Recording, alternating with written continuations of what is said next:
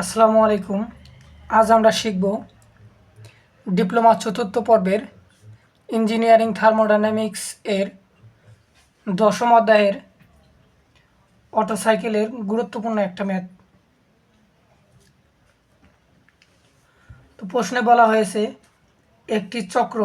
একটি অটো চক্রের দক্ষতা 50% এবং গামা সমান 1.5 হলে সংকোচন অনুপাত নির্ণয় করো। তাহলে আমরা প্রথমে সাইড নোট করে নেব যে এখানে বলা হয়েছে যে অটো চক্রের দক্ষতা 50%। তাহলে আমি এটা হচ্ছে দক্ষতাকে ইটা দ্বারা প্রকাশ করা হয়, তাহলে ইটা সমান 50%। এখন এই 50% আকারে আছে, এটাকে আমার ভেঙে নিতে হবে।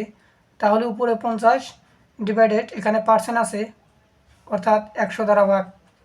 তাহলে আমি 100 দ্বারা ভাগ করে নিলাম। এখান থেকে আমি মান পাবো 0.5 এবং দেওয়া আছে গামার মান 1.5।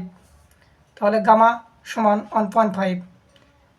এখন প্রশ্নে বলা হয়েছে যে সংকোচন অনুপাত নির্ণয় করো, অর্থাৎ আরসির মান আমরা বের করব। এখন আমরা অটো চক্রের বা অটো সাইকেলের একটা দক্ষতার সূত্র শিখেছি, সেটা হচ্ছে দক্ষতা ইটা সমান 1 - 1 ডিভাইডেড আরসি পাওয়ার গামা -1।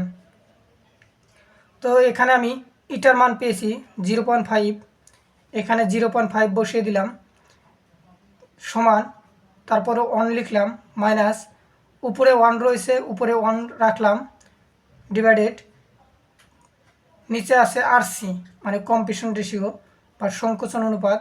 এই আমার আরসির মানটাই বের করতে হবে, সেজন্য এটা যা আছে তাই রাখলাম।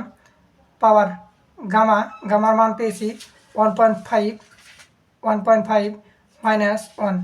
তো এখান থেকে যদি আমরা ক্যালকুলেশন করি তাহলে আমরা আরসি কম্প্রেশন রেশিওর মান পাবো 4। তো আমাদের এটা হচ্ছে কাঙ্ক্ষিত সেই সংকোচন অনুপাতের মান। আশা করি অটো চক্রের দক্ষতার এ ধরনের ম্যাথ এখন অতি সহজেই আপনারা করতে পারবেন।